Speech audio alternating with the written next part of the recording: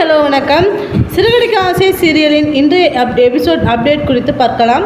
நேற்று அத்தை பேசினது நீலாம்பரியையும் காஞ்சனா பேயையும் ஒன்றா பார்த்த மாதிரி இருந்துச்சு. இதுக்கு நான் ஒரு முடிவு கட்டலைன்னா அப்புறம் நான் கஷ்டப்பட்டதுக்கெலாம் வேஸ்ட்டாக போய்டுன்னு ரோகிணி சொல்கிறார். தினமும் பயந்து பயந்து தானே செத்துக்கிட்டு இருக்க, அதுக்கு உண்மையை சொல்லிட்டு போயிடலாம் இல்லடி என வித்யா கேட்கிறார். இப்போது அவன் இருக்க மென்டாலிட்டியில் உண்மை தெரிஞ்சால் அவனும் என்னை ஏற்றுக்க மாட்டான் என ரோகிணி சொல்கிறார். ரோகிணியின் மாமாவாக நடித்த பிரவுன் மணி வீட்டிற்கு வருகிறார். விஜயா, ரோகிணி உங்கள் மாமா வந்திருக்காரு என சொல்கிறார். பிரவுன் மணி வீட்டுக்குள் நுழைந்த உடனேயே கதவு ஜன்னலெல்லாம் மூடுங்க என சொல்கிறார். பிரவுன் மணி அழுது கொண்டே உங்கள் அப்பாவோட பிஸ்னஸ் பார்ட்னர் எல்லாம் சூழ்ச்சி பண்ணி அவரை ஏமாற்றிட்டாங்கம்மா என்று சொல்கிறார்.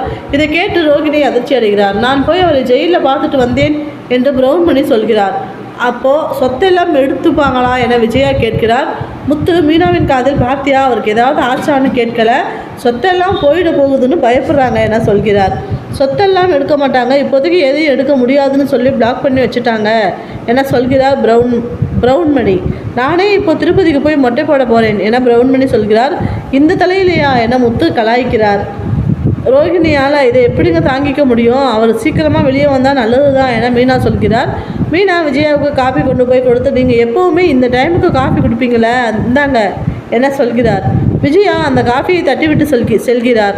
மனோஜ் முத்துவை பார்த்து நீ மட்டும் இந்த ஃபங்க்ஷனுக்கு வராமல் இருந்திருந்தா இவ்வளோ பிரச்சனை நடந்து இருக்காது என சொல்கிறார். ஸ்ருதி இந்த வீட்டை விட்டு போனதுக்கு காரணமே நீதான் என விஜயா சொல்கிறார். அவங்க கோச்சிக்கிட்டு போனதுக்கு நான் என்னத்தை பண்ண முடியும் என மீனா கேட்கிறார். இத்துடன் இன்றைய எபிசோட் நிறைவடைகிறது.